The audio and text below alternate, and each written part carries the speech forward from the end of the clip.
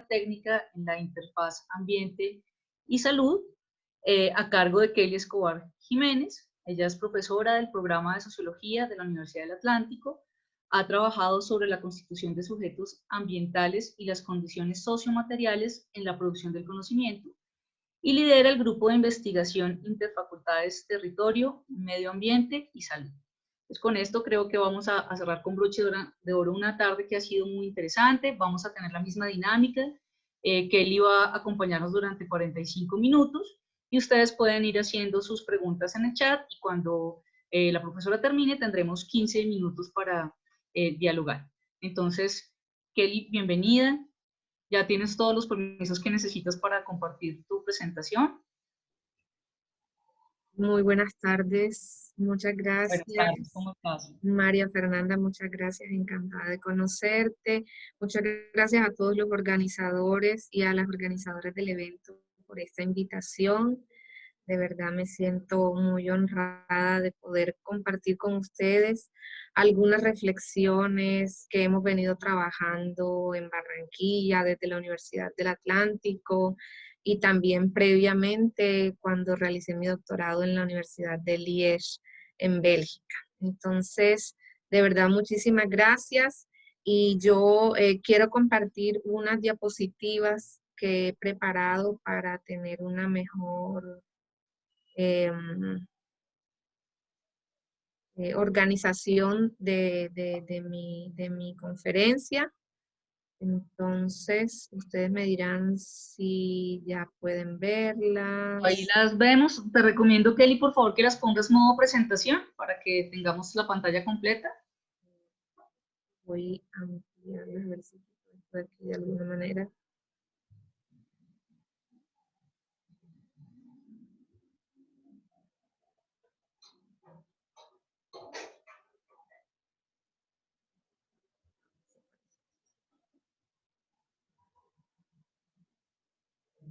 Listo, ahora sí lo están viendo bien. Ahí está, Vale. perfecto. Muchísimas gracias a ti por acompañarnos y el micrófono es tuyo. Bienvenido.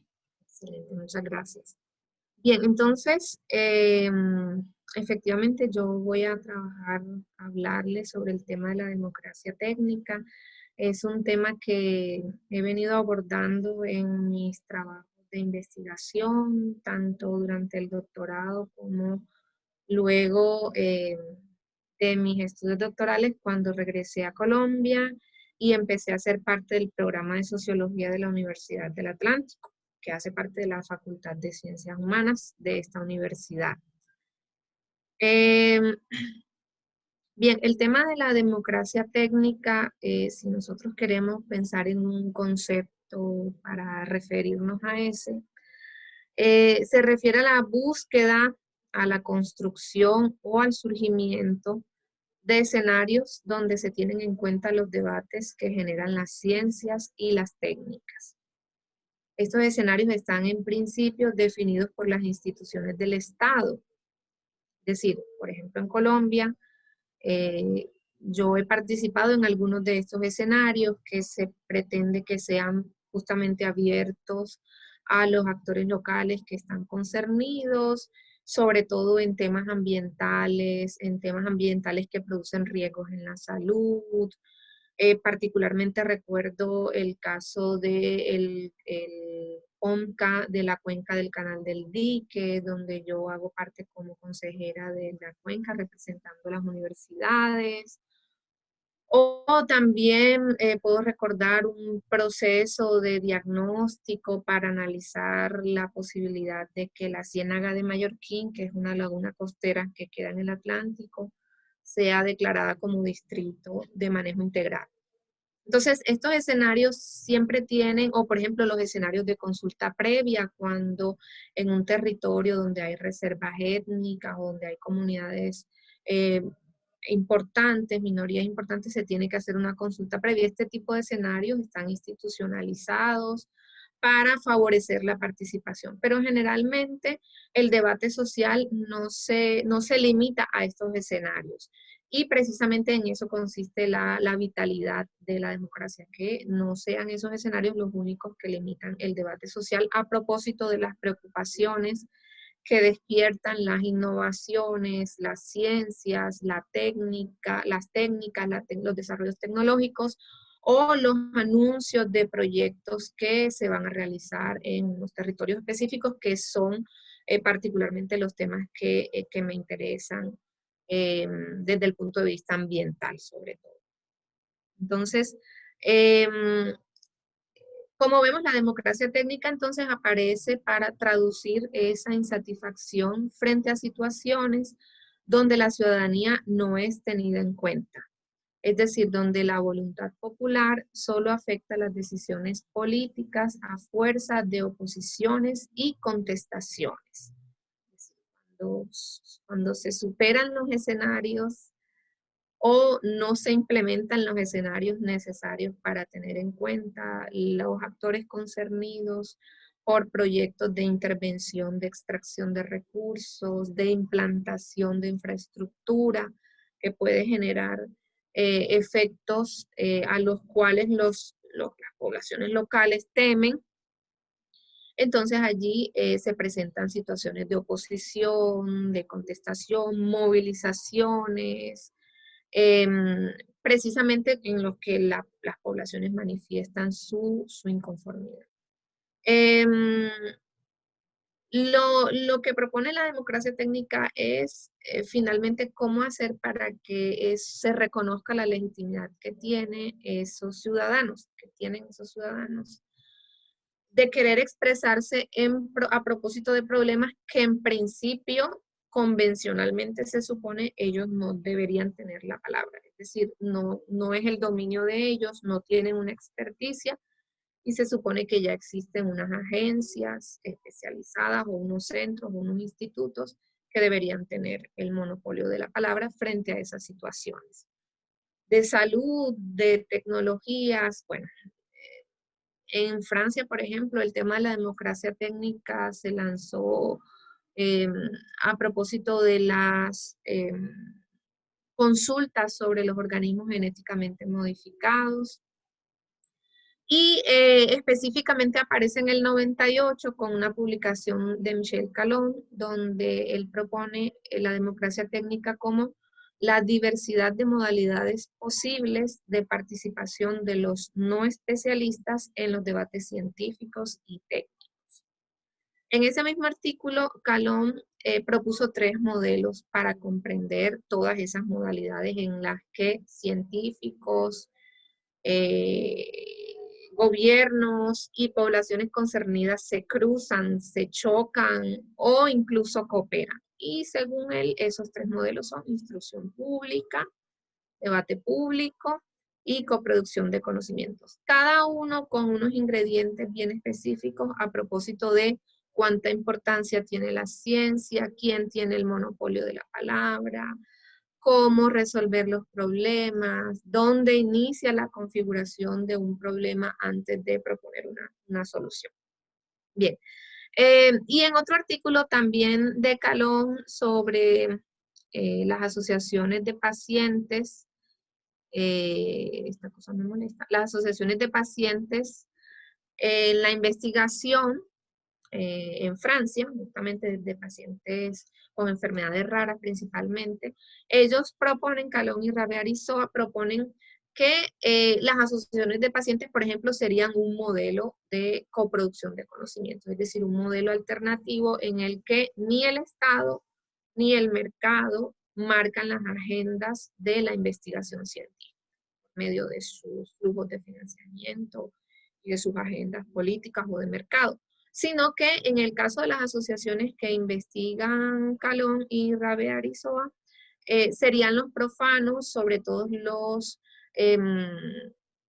familiares de los pacientes y los pacientes mismos, quienes definen por vía de sus propios procesos de acumulación de conocimientos, pero también incluso por vía de financiamiento, de fondos, quienes definen las agendas para las situaciones relacionadas con enfermedades raras, que no son muy atractivas ni para el Estado, que obviamente razona en términos de proporción, de número de personas enfermas, ni para el mercado, que obviamente también propone sus intereses específicos desde el punto de vista de la rentabilidad de sus productos, en el caso de los productos farmacéuticos. Entonces, desde este punto de vista, lo propone Michel Calón como, como la posibilidad de que finalmente haya una nueva forma de definir y de participar en la definición de las agendas de la ciencia y la tecnología. Entonces, en ese sentido, democracia técnica, su concepto obviamente se origina desde un debate a partir de Ulrich Beck y su propuesta sobre la autopolitización de las ciencias. En ese libro, La Sociedad del Riesgo, Beck afirma que las ciencias se autopolitizan porque ellas definen si hay un riesgo aceptable, medianamente aceptable o definitivamente no aceptable, y de esta forma también las ciencias hacen política, ¿vale? Entonces el concepto de democracia técnica sirve para criticar la existencia de dominios que convencionalmente están separados, pero que en vista de la incertidumbre en que se hunde la humanidad por causa de sujetos híbridos, de problemas híbridos que surgen, como por ejemplo los transgénicos u organismos genéticamente modificados, pero también las enfermedades que tienen que ver con el medio ambiente, con el manejo técnico que se le produce, y todos estos escenarios de incertidumbre a los que tanto nos hemos referido en algunas de estas conferencias. Precisamente la pregunta es, en medio de esos escenarios de incertidumbre, donde hay una hibridación entre cultura, sociedad, política, economía, no es posible hablar de una relación o de una interrelación, o en todo caso reflexionar sobre esos momentos en que se produce esta relación entre ciencias y técnicas, políticos, ciudadanos. Entonces, ¿dónde aplicar la democracia técnica o dónde se aplica? Para Calón hay unos escenarios específicos en los que se produce la aplicación, o él detecta en todo caso escenarios de democracia técnica. Él se refiere a problemas ambientales, a problemas de salud o de seguridad alimentaria. Y él identifica también unas herramientas por medio de las que se implementa modelos como el modelo de coproducción de conocimiento, que diríamos que es el último modelo que él explica en ese artículo, en el cual finalmente hay una simetría entre la importancia que tienen los conocimientos profanos y los conocimientos científicos. Algunas de esas herramientas son foros híbridos, conferencias de consenso, paneles ciudadanos, tribunales científicos, sondeos deliberativos, comités de acompañamiento. Y obviamente en este caso nosotros proponemos algunas herramientas, sobre todo de tipo etnográfico, es decir, la etnografía de procesos en los que se conectan expertos, científicos, investigadores y población local, puede ser también entendida como esos escenarios de interfaz de democracia técnica en los que se puede tirar algunas reflexiones interesantes a propósito de los estudios sociales de la ciencia. Según Calón, en todos esos escenarios hay una contribución activa de los profanos, porque los profanos tendrían las competencias de enriquecer, complementar, relanzar los conocimientos científicos que se producen en los laboratorios con unas fronteras disciplinarias, con unos protocolos difíciles de modificar y con un, digamos, horror o temor a la incertidumbre y una necesidad de mostrar la purificación de los procedimientos científicos. Entonces,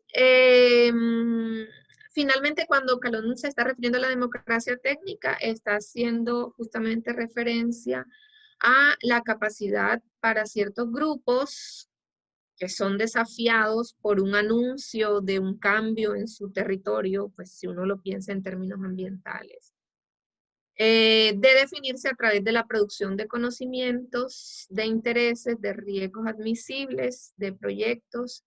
Y aunque esos grupos sean minoritarios, la importancia de que puedan ser reconocidos como legítimos porque justamente es su concernimiento con relación a lo que va a ocurrir inminentemente en un lugar, lo que les otorgaría esa legitimidad y el hecho además de tomar la palabra.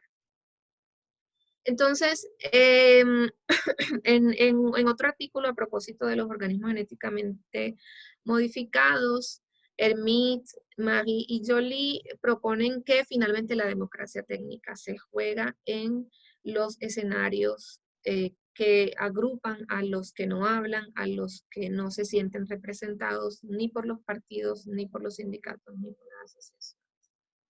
Y esta es la manera como definen de alguna manera, analizando los resultados que se obtuvieron en Francia a propósito de estos paneles ciudadanos sobre organismos genéticamente modificados. Este es uno de los resultados que arrojan estos investigadores.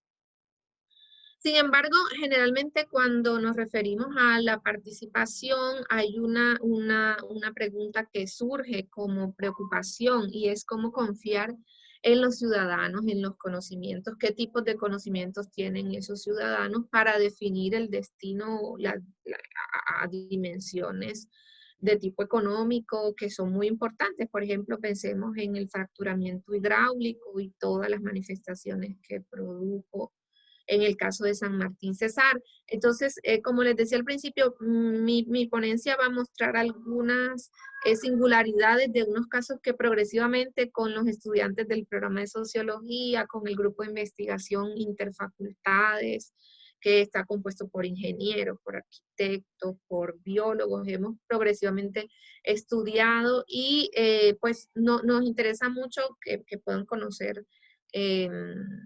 digamos, un hilo conductor de todos estos estudios, pero al mismo tiempo el interés que tenemos nosotros por estos elementos. Por ejemplo, en estos casos que voy a nombrar aquí, son monografías que han hecho los estudiantes del programa de sociología sobre controversias a propósito del fracturamiento hidráulico, o las movilizaciones en contra de la desviación del río Rancherías.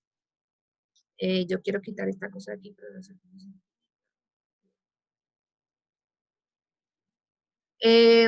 Bueno, y otras situaciones, por ejemplo, este es un caso de una monografía más reciente sobre Santurbán y la protección del páramo y toda la movilización alrededor de la protección del páramo de Santurbán.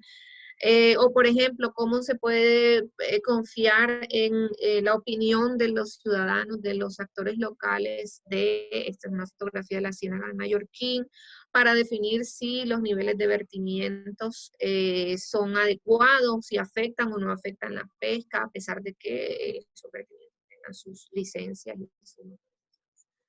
Vale, entonces, ¿cómo en esos escenarios por ejemplo, proponer o rescatar la confianza, o en todo caso reflexionar sobre el punto de vista del ciudadano ordinario, del sentido común? Este es un caso particular y esta mañana cuando escuchaba la ponencia sobre los aromas me interesó muchísimo porque nosotros miramos también el tema de la inmisión, es decir, de lo que perciben los ciudadanos cerca de la zona industrial de la Vía 40 de Barranquilla, pero obviamente lo que perciben generalmente no es agradable, es bastante desagradable porque tiene que ver con la contaminación atmosférica que producen algunas fábricas ubicadas en este sector, en la Vía 40. Entonces, también hemos trabajado sobre ese tema, pero nuevamente, ¿cómo confiar en unos ciudadanos ordinarios para definir si esas emisiones atmosféricas, aunque a ellos les molesten, son inofensivas, sí o no? ¿Vale? Porque una cosa es la emisión atmosférica y otra cosa es la molestia resultado de los olores que perciben los ciudadanos que están asentados allí en esos barrios, porque además son zonas en una mixtura de zonas industriales y residenciales. Entonces, por ejemplo, ese caso lo hemos abordado, hay una publicación en la Universidad del Atlántico muy reciente sobre ese tema y de todo ese grupo de personas que a partir de los temas ambientales, de las percepciones sobre riesgos en la salud, hacemos un trabajo interdisciplinar sobre la gobernanza ambiental urbana. Por ahí veo una pregunta, voy a mirar si de pronto tiene que ver conmigo. ¿Cómo incorporar una experiencia técnica normal? Y Kelly, pero si quieres no te preocupes, termina tranquila tu presentación, es que las vamos recogiendo a medida que tú vas hablando y al final hacemos una tandita de preguntas, no te preocupes, continúa tranquila. Muchas gracias. Vale, sí, entonces voy a continuar porque de verdad creo que son muchas diapositivas y ojalá que me dé tiempo. Dale. Entonces, por ejemplo, este es el caso, uno de los casos que revisé cuando estaba haciendo mi tesis de doctorado y que finalmente se preguntan lo mismo, es decir, en casos donde hay unas decisiones que van a tener, que son trascendentes, por ejemplo, la explotación petrolera en la Amazonía del Ecuador, que puede generar una serie de beneficios a nivel nacional. Cómo confiar en los indígenas amazónicos, que además dentro de esa zona específica del Yasuní y Teté, que es una zona intangible, Tagayari y Taromenani, en esa zona específica, además de todo, son indígenas no contactados, que incluso formalmente, pues, digamos, no tienen existencia, pues. Es decir, no hay un registro, no tienen una cédula, es decir, cómo confiar en esas manifestaciones de desinterés frente a todo lo que tiene que ver con los procesos em, de la modernidad occidental. Para el caso de Yasuní Teté, específicamente en este caso, a este caso me estoy refiriendo, con indígenas que están en aislamiento, en lo que se conoce como aislamiento voluntario y que además ocupan territorios que son figuras de protección, justamente por la vulnerabilidad de estas comunidades indígenas aisladas. Entonces, la pregunta es eso, ¿cómo hacerlo? Como se observa para casos en América Latina y en Colombia, donde se cruzan problemas ambientales y riesgos en la salud, por ejemplo, en el caso de los indígenas aislados, se ha comprobado que son supremamente vulnerables, eh, porque incluso sus comunidades más cercanas apenas fueron contactados en 1958, no tienen suficientes anticuerpos, suficientes defensas para enfrentar un contacto con virus occidentales. Bien, entonces, ¿cómo enfrentar esos problemas cuando se cruzan esos problemas ambientales, problemas de riesgos de la salud? Bueno, en ese caso la democracia técnica plantea algunos dilemas, yo resumo 4, pero seguramente son muchos más desde la literatura. Por ejemplo, primero el dilema del público formado. ¿Es necesario formar previamente al público para promover su participación? Es decir, tiene que haber un proceso de formación para luego sentarlos a la mesa y dialogar. Formar al público o formar al público contamina su punto de vista y el flujo de su sentido común. O definitivamente el público y sus conocimientos son el resultado de su concernimiento. Es decir, si no son concernidos, no serían públicos. No hay que formarlo, por lo tanto, no habría que hacer capacitación ni formación. Además, por ejemplo, desde Kramer, con su estudio sobre el mal de Chagas, él propone un elemento adicional sobre el tema del público formado. Él dice que hay una escasa utilidad efectiva, es decir, apropiación por parte de otros actores de los conocimientos científicos en comparación con lo que ocurre en los países centrales, donde los conocimientos localmente producidos generan en su mayor parte innovaciones, mejoras de productividad, bienestar de la población, competitividad global o mejoras ambientales. Entonces, por ejemplo, para Kramer nos propone el tema de, finalmente en este contexto, el tema de la formación del público es todavía un tema mucho más delicado. Segundo elemento que quiero resaltar, el problema de cómo valorar las competencias de los ciudadanos. Entonces, el profesor François Melat, que fue el tutor de mi tesis de doctorado, él propone un curso muy interesante que dictan en la Universidad de Liège sobre ciencias ciudadanas. Él propone, citando a Fiorino, que hay al menos 6 competencias que tienen los ciudadanos para participar en estos escenarios de democracia técnica. Por ejemplo, primero, los ciudadanos ordinarios enmarcan los problemas más ampliamente que los expertos, porque ellos no tienen las mismas limitaciones disciplinarias. Segundo, un panel de ciudadanos permite movilizar el espectro de experiencia más amplia antes de la toma de decisiones. Tercero, la implicación participativa de los ciudadanos permite testear los límites de los modelos de los expertos. Cuarto, los juicios desembocan en sensibilidades acumuladas respecto a valores y al sentido común. Quinto, los ciudadanos están más prestos a identificar alternativas y soluciones que los expertos. Por último, los ciudadanos son más aptos para institucionalizar los arrepentimientos, acomodarse a la incertidumbre y considerar las posibilidades de errar en las decisiones. Tercer problema que ha sido resaltado por varios autores, de hecho en estas mesas también he escuchado reiterativamente el tema de la confrontación entre ontologías naturalistas y otras ontologías, sobre todo en espacios naturales para la conservación. Entonces este tema resaltado por Philip de Escola, Arturo Escobar, Viveiro de Castro, y también América Latina, Astrid Ulloa, William Martínez, Astrid Perafán, José Márquez, donde muestran que efectivamente hay unas situaciones en las que desde la ciencia occidental y desde las decisiones políticas es necesario simplificar el fenómeno para provocar una visión más legible que permita la medición y el cálculo. Y en ese sentido, por ejemplo, se han propuesto la existencia de áreas protegidas, la ampliación de sus superficies. En fin, hay específicamente hablando de los temas ambientales, hay, digamos, una imposición de esta forma de manejar los recursos, el territorio, incluso en la conservación. Y esto propone el problema de la falta de correspondencia entre ontologías diferentes o entre formas, estos conflictos, contradicciones entre formas diferentes de entender el mundo. Último problema que se propone es el tema de, finalmente, cuando se presentan estas situaciones que no hay correspondencia, que es difícil, yo no sé un día dónde ponerme, que es difícil la comprensión en estos escenarios en los que se cruzan expertos y locales. El cuarto problema sería entonces el tema de la reacción del público ante las ciencias y las técnicas. Ese tema de las reacciones del público, pues nosotros podríamos citar al menos 3 formas de reacción a partir de 3 autores. Bueno, en el último caso yo soy la que propongo el tema del aislamiento.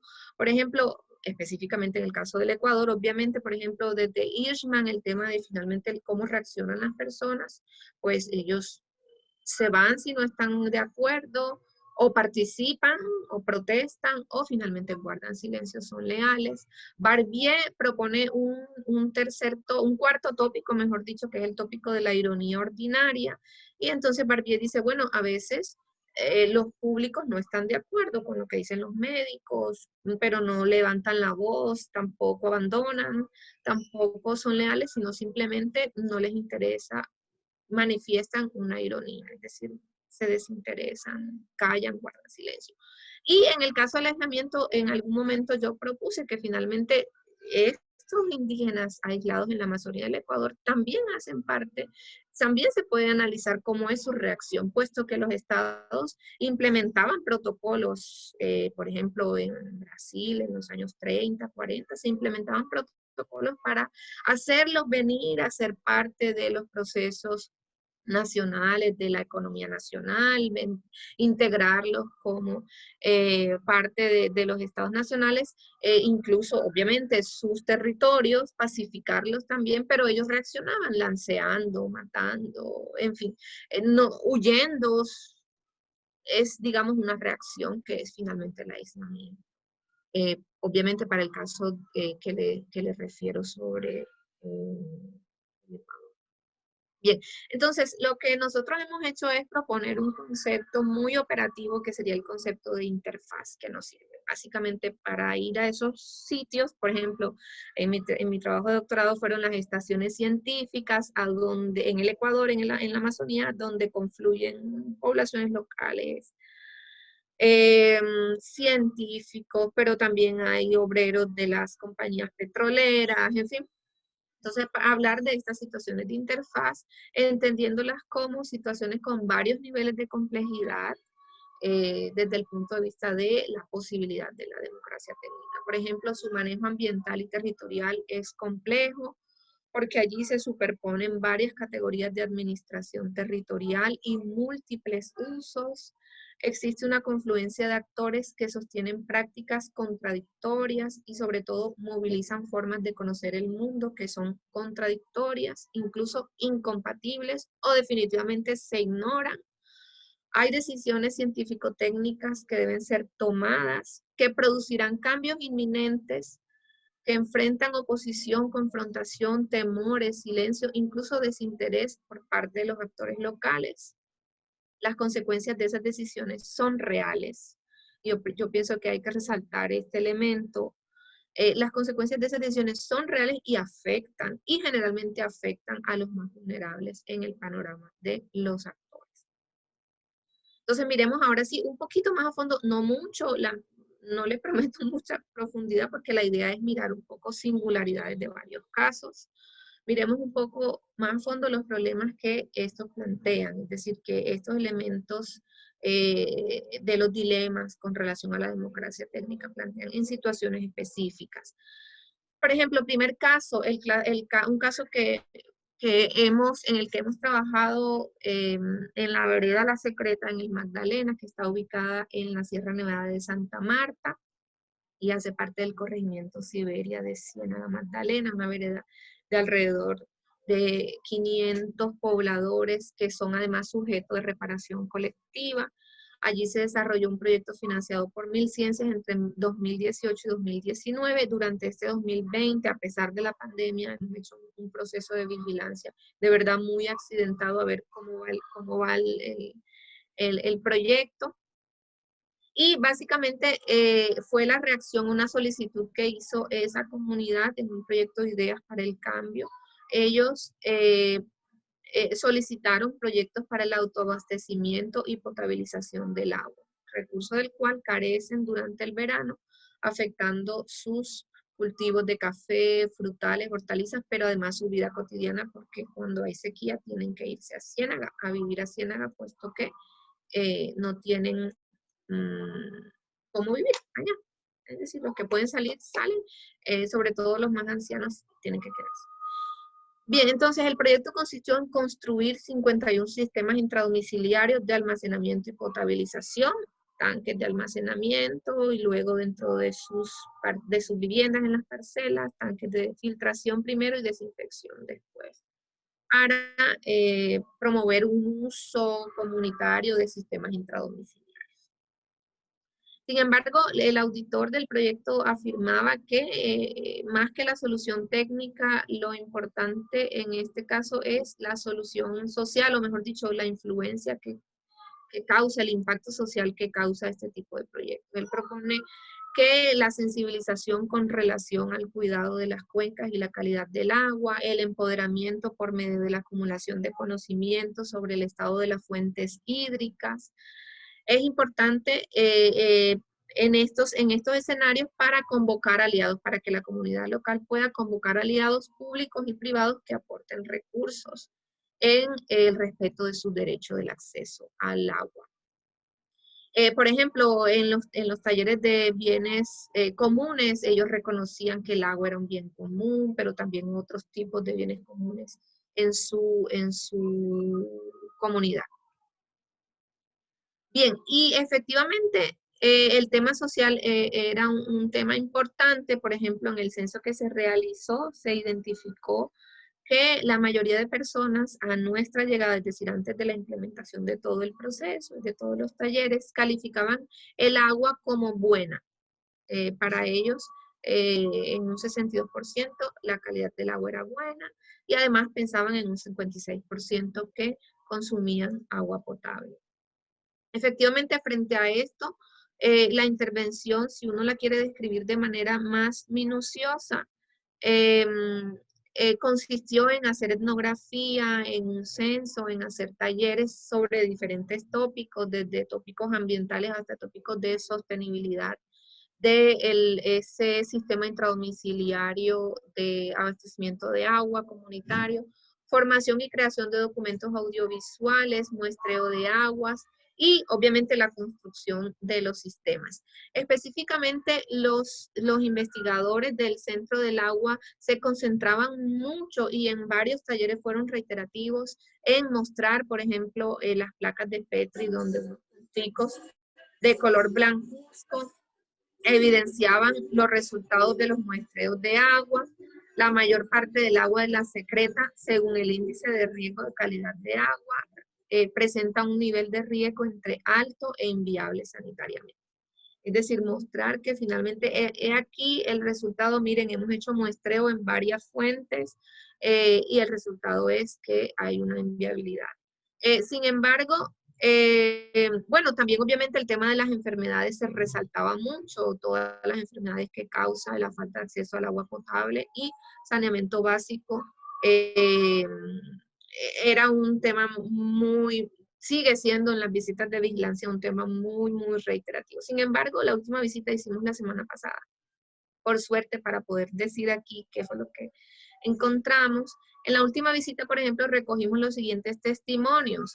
Uno de los habitantes locales del sector Guacamayo dice: nosotros creemos que es mejor lo natural, por eso filtramos el agua y luego la ponemos en la vasija. Esa es la foto de la vasija que yo hice. Me quedó bonita la foto. Ahí se pone fría y en el filtro quedan todos los parásitos que antes uno se tragaba. Y otro señor mucho más anciano del sector La Aguja decía: esa agua con cloro me enferma, me da dolor de barriga. Le dije a la mujer que no le ponga más cloro. Entonces, ¿qué podemos decir nosotros a propósito de eso si pensamos en el tema de interfaz, relaciones entre expertos y comunidades locales? Además de todo eso, por ejemplo, se presentaron situaciones muy particulares durante el desarrollo de ese proyecto, relacionadas con la, entre comillas, nueva distribución de la disponibilidad del recurso.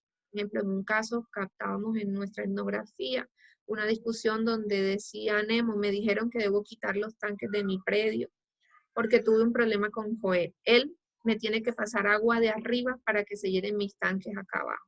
Pero no lo hizo porque mi hijo le pegó a su puerta. Ahora los tanques no se han llenado y ya viene el verano. Entonces, después de la instalación de esos sistemas, la comunidad, mejor dicho, hizo un reacomodamiento de todos esos tanques de acuerdo a donde se habían instalado, por situaciones como la que se enuncian aquí. ¿Qué podemos decir? Por ejemplo, que este tema se relaciona con el problema, si pensamos en las reflexiones sobre democracia técnica, con el problema de la falta de correspondencia o formas diferentes de entender el mundo. Mientras las placas de Petri resultantes de los muestreos de calidad del agua representan una imagen alarmante y evidente para los investigadores del Centro del Agua, gran parte de la comunidad local no se interesa por esos detalles. Le concierne más el olor, el color y el sabor del agua, lo que pueden percibir sin necesidad del laboratorio. Como es el caso, por ejemplo, el habitante de La Aguja, que dice: pues no le echen más eso, o es mejor natural. Bien, sin embargo, dos elementos escapan a esa primera reflexión que se relaciona con el tema de democracia técnica. Y esos dos elementos me van a dar pie para otros dos casos que, si tengo tiempo, los cuento, y si no, contaré uno solo o medio. Vale. Entonces, esos dos elementos son: primero, en medio de estas incompatibilidades a la hora de definir cómo se comprende el mundo y cómo actuar en consecuencia, el riesgo por consumo de agua contaminada persiste y seguramente tiene consecuencias en la salud de los habitantes. Ahora, ¿cómo abordar esto? Desde una revisión de la literatura, podríamos pensar que el marco de la Radical Political Ecology, que es una interfaz, digamos, entre ecología política y el enfoque de la teoría del actor red, se ha definido el concepto de ciclo hidrosocial.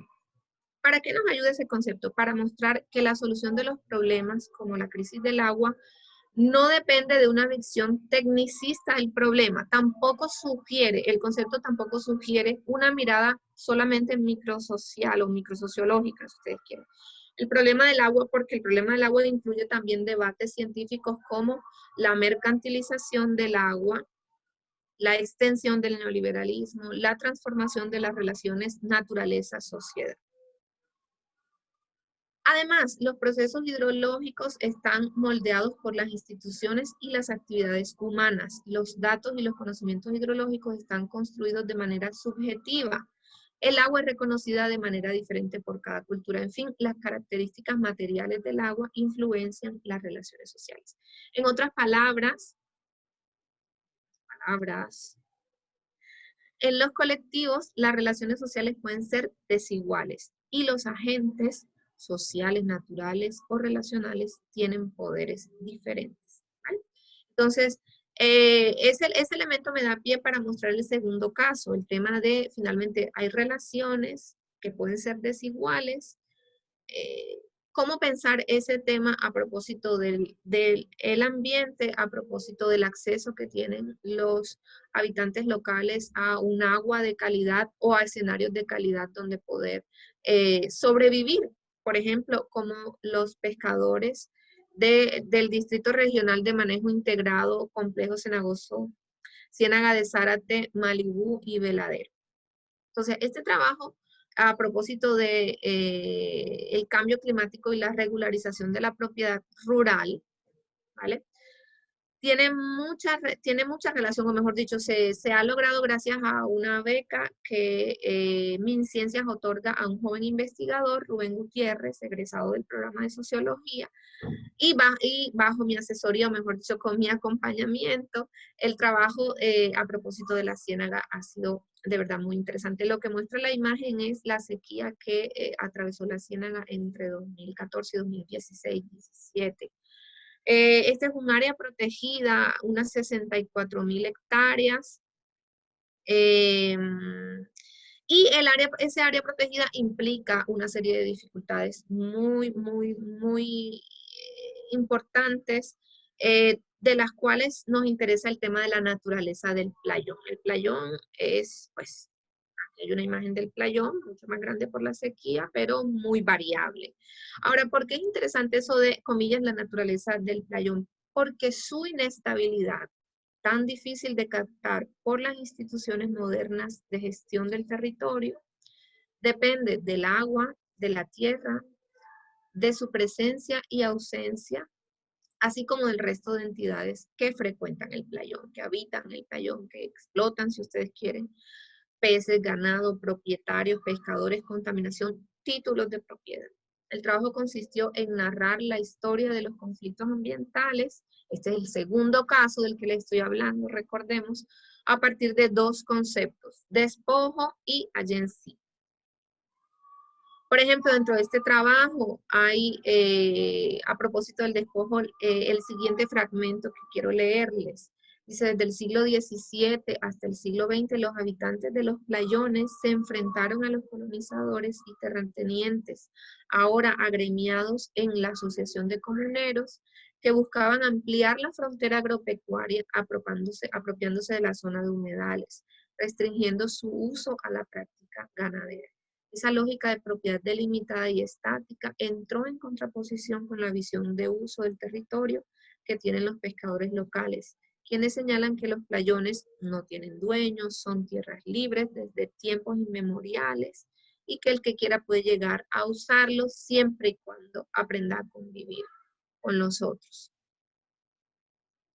Digamos que el tema del playón se vuelve todavía más difícil por los eventos relacionados con el cambio climático.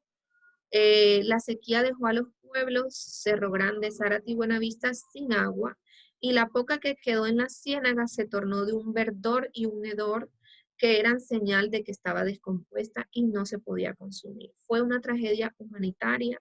Los pobladores no tenían trabajo, no había pesca, la siembra no produjo y los cultivos murieron. El playón se llenó de ganado de muchas partes del departamento, incluso venían de municipios vecinos como el Copey. Pues los ganaderos también resintieron la muerte de muchos animales por la escasez de pasto y agua. Entonces, finalmente, naturaleza misma, su inestabilidad, la dificultad de captar esa inestabilidad desde el punto de vista de las instituciones del manejo territorial, son los elementos que nosotros consideramos que son importantes para reflexionar. En todo caso, ahorita. Desde la democracia ¿Te técnica, interrumpo? Qué pena te sí, interrumpo, quedan 5 minuticos para que vayas cerrando, así tenemos espacio para preguntas, ¿te parece? vale, muchas Vale, gracias. a ti. Muchas gracias. Entonces, desde la democracia técnica, este tema del playón en este distrito integral de manejo, en este humedal, se relaciona con cómo tener en cuenta la competencia de los ciudadanos, es decir, cómo tener en cuenta la competencia de los ciudadanos que, por ejemplo, proponen, sobre todo estos actores locales, pescadores, que no tienen títulos de propiedad, que no hacen parte de esta asociación de comuneros, proponen que el playón es espiritual, que el playón es de todos, que no tiene dueño, que está protegido por los espíritus, ¿vale? ¿Cómo tener en cuenta en situaciones tan delicadas, que incluso se relacionan con salud? Último tema, y voy a ser rápida para que me den tiempo los 5 minutos.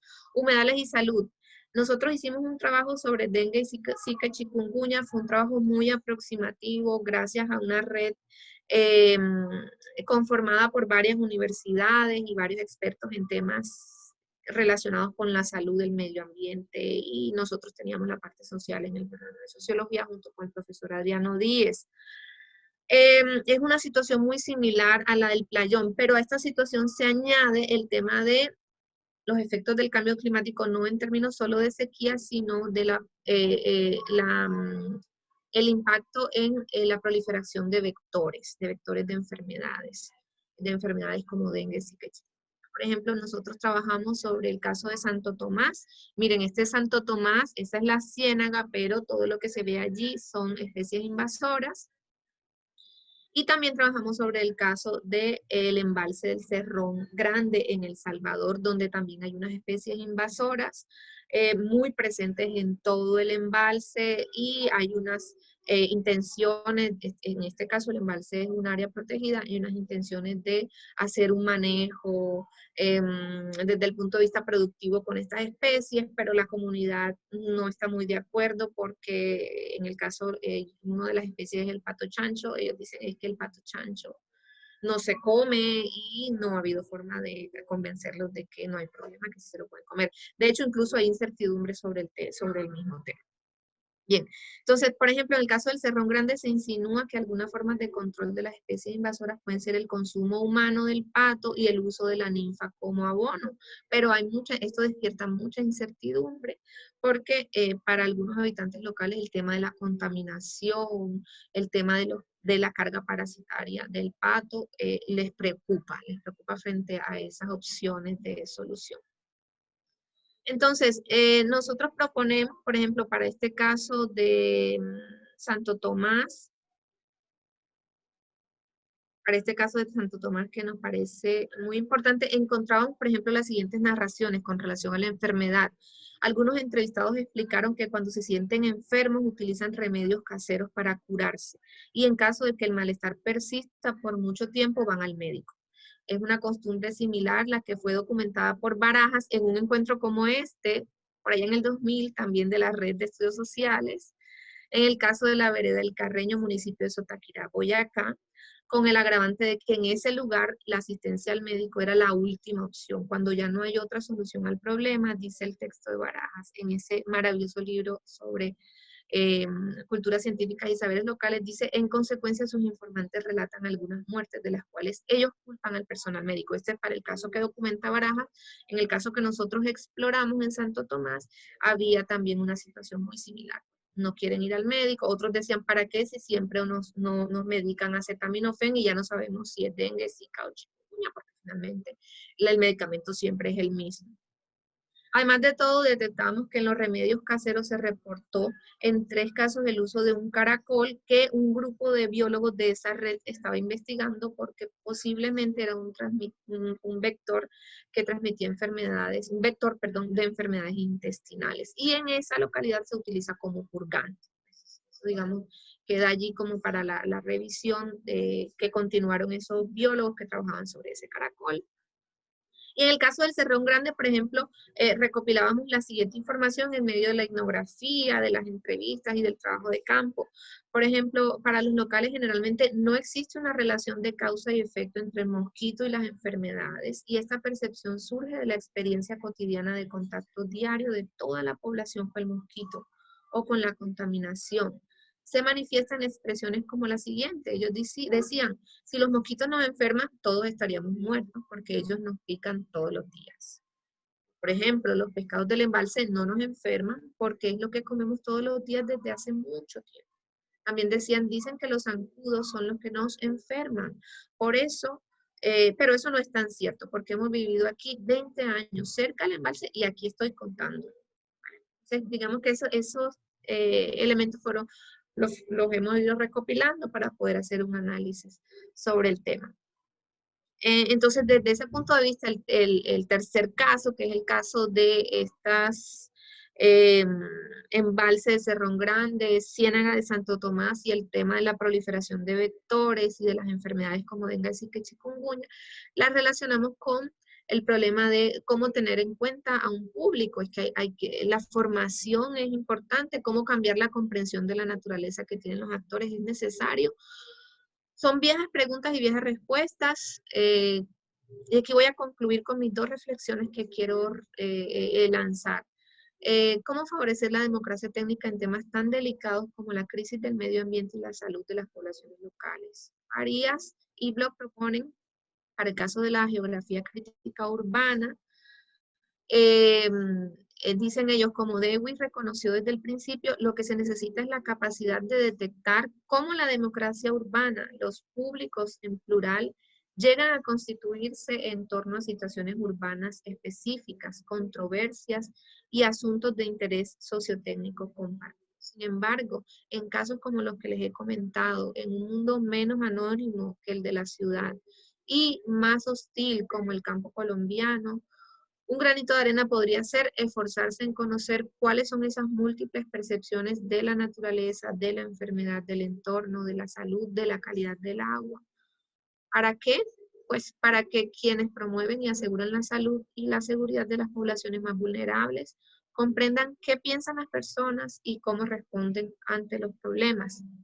Otras respuestas, pero ya no del dominio del trabajo que nosotros progresivamente hemos ido adelantando, serían pues agua y saneamiento básico universal, políticas para la protección de humedales basadas en diferentes ontologías de la naturaleza, más investigación, ciencia e innovación y específicamente más apropiación social del conocimiento desde el principio de simetría generalizada, es decir, para promover conocimiento social transformador.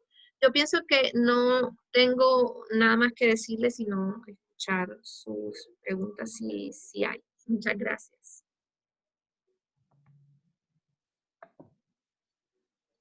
Bueno, Kelly, no, muchísimas gracias a ti por compartirnos este trabajo. Voy a pedirte entonces, si quieres, que dejemos de compartir pantalla y te voy a leer, pues hay varias preguntas, entonces voy a leértelas. Mira, la primera dice Kelly, ¿cómo incorporar una democracia técnica en un contexto de asimetría de saberes y en medio de una disputa epistémica y a donde la propia opinión de los ciudadanos no es homogénea? Además, pienses en la existencia de cosmovisiones diferentes. Y te voy a hacer otra pregunta para que cerremos como ahí y luego vamos con otra tandita, si te parece. Dice, ¿y cómo desarrollar la democracia sin quedar cooptados en las formas de centralización del poder político del Estado y sin caer en las individualizadas formas de participación agenciada por los mercados? Si quieres, puedes ir arrancando con ese y yo voy recogiendo otras ideas mientras tanto. Tu micrófono, por favor no olvides abrir el micrófono, que te vemos ahí gesticulando. Okay. Gracias. Pues lo que nosotros podemos aportar un poco es la experiencia que hemos tenido. Por ejemplo, hay un escrito muy hermoso de Donna Haraway que yo he tenido la oportunidad de leer, donde ella dice, pues finalmente lo que se necesita es desarrollar competencias para aprender a mirar desde abajo, y hay otra parte donde dice la necesidad de personas de buen corazón que quieran traducir fielmente, digamos, la mayor pluralidad de puntos de vista sobre los problemas. Yo pienso que esas serían algunas recomendaciones, quizás más o más orientadas desde el punto de vista de la ética del trabajo que hacemos nosotros como investigadores. Por ejemplo, el hecho de mostrar la validez, la importancia que tienen las investigaciones con una dimensión micro, con un trabajo etnográfico. Yo pienso que son elementos que podrían aportarse para responder algunas de esas dudas. Digamos que hay unas herramientas que han sido también propuestas por estos autores que trabajan sobre el tema de democracia técnica y que hay investigaciones sobre cómo funcionan, por ejemplo, los paneles ciudadanos. Nosotros conocemos de cerca dos ejercicios muy interesantes, uno en Francia, en Marsella, en Fos-sur-Mer, que se llama Instituto Ecociudadano, a propósito de las poluciones, justamente en un humedal también, como en el caso de la Ciénaga de Mallorquín y del Zárate. Y ese es un caso muy interesante donde efectivamente se constituye un instituto ecociudadano donde hay un comité científico y un comité administrativo y en ambos participan representantes de asociaciones locales que están preocupados por su salud frente a toda la contaminación que implica el desarrollo de ese punto en Fos-sur-Mer. Entonces, por ejemplo, ese tipo de escenario, o otro escenario muy interesante que conocemos también porque tuvo lugar en la Universidad de Liège y por el equipo de profes con los que trabajamos en nuestro doctorado, es el escenario del Parlamento Ciudadano Luxemburgués, donde efectivamente se instala, digamos, unos escenarios de reflexión donde personas concernidas por proyectos relacionados con el medio ambiente son llamados a ser parte. Entonces, digamos, los foros híbridos, todo esto son una gama de metodologías muy interesantes que han sido incluso documentadas y recopiladas también para favorecer esos escenarios de democracia técnica. Sí, básicamente. Vale, perfecto. Entonces te voy a leer otra pregunta que tenemos acá desde el chat. Mira, dice, interesante el concepto del evaluado de ideas para el cambio en la solución sistema intradomiciliario del agua en la sierra. El impacto no fue principalmente en términos de la calidad del agua, sino la reconstrucción del vínculo social y la sensibilización frente a las cuencas. Menciono esto para regresar a nuestra discusión de antier con Escobar sobre apropiación y neoliberalismo. ¿Cuál es el carácter neoliberal del sistema intradomiciliario del agua en la sierra? Como dijo Márquez, la solución no es escalable sino local, no pueden reducirse a indicadores cuantitativos y en efecto, independientemente del discurso de la apropiación y sus múltiples interpretaciones. Lo que es cierto es que sí hay procesos de apropiación. Sí, el caso de la vasija de Kelly con la vasija bonita, te dicen aquí. Ahí te contestan de una vez tu pregunta sobre la vasija. La vasija.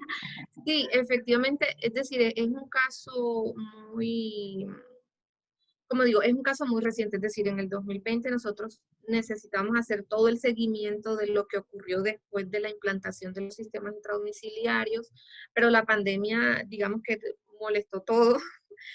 Sin embargo, ya pudimos volver a mirar qué ocurría y a recopilar un poco los testimonios. Pero, por ejemplo, yo recuerdo mucho un momento, el momento en el que se muestran los resultados del índice IRCA, que los investigadores del Centro del Agua empiezan a mostrar los resultados y entonces la población como que se queda en silencio y luego dicen, pero ¿cómo así? ¿Por qué está tan mala el agua si nosotros siempre confiamos en que es un agua natural, en el que podemos beberla tranquilamente? Y obviamente luego del primer impacto, pues las reacciones se van matizando hasta lo que encontramos la semana pasada. Finalmente no se preocupen, nos filtramos y luego la enfriamos aquí en esta vasija. Entonces, es un tema muy, muy interesante, pero efectivamente sí, hay una consecuencia que a mí me parece que puede ser resaltable, es el hecho de que los líderes de la comunidad local, es decir, esos que participan como aquellos puentes, ellos llevan información, recopilan información importante y luego van y tocan puertas.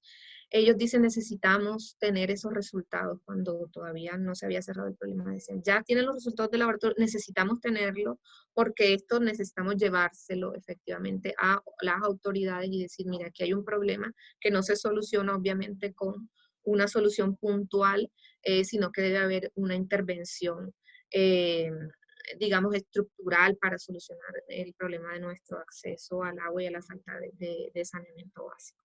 Entonces, ahora, los sistemas intradomiciliarios, pues el esfuerzo del proyecto consiste en que, aunque sean intradomiciliarios por la dificultad de la geografía, aunque son intradomiciliarios, el esfuerzo del proyecto es en que sea un sistema que se piensa como un sistema comunitario. Ese es el esfuerzo. Pero finalmente el seguimiento, la recopilación de los testimonios posteriores a la implantación de todo este ejercicio es el que va a comentarnos cómo funciona y cómo mirar el futuro que se puede hacer.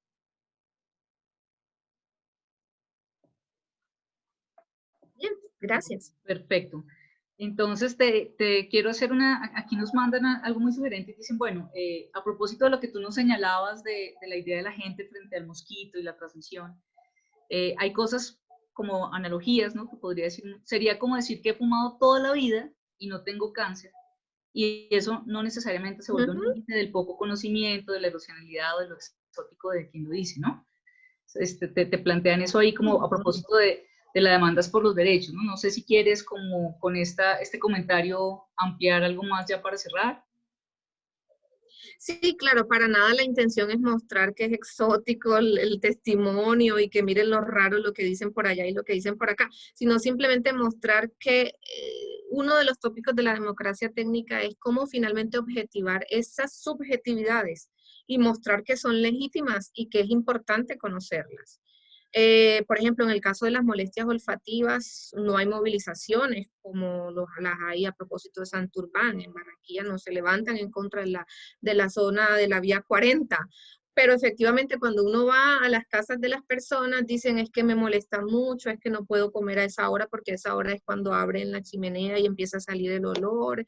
E incluso casos más delicados sobre enfermedades que dicen me recomiendan que me mude porque aquí mi hijo tiene una enfermedad respiratoria que le va a afectar. Es decir, si se dan cuenta, precisamente la intención de mostrar las singularidades y de intentar conducir esas singularidades por medio del hilo de la democracia técnica es mostrar que finalmente incluso esos que están allá en aislamiento voluntario, que están en la Amazonía del Ecuador, de Brasil, de Colombia, también tienen unas reacciones frente a los procesos de modernización, frente a los procesos de manejo de los recursos naturales, frente a los riesgos que generan la implantación de algunos proyectos de extracción de petróleo o de vertimientos en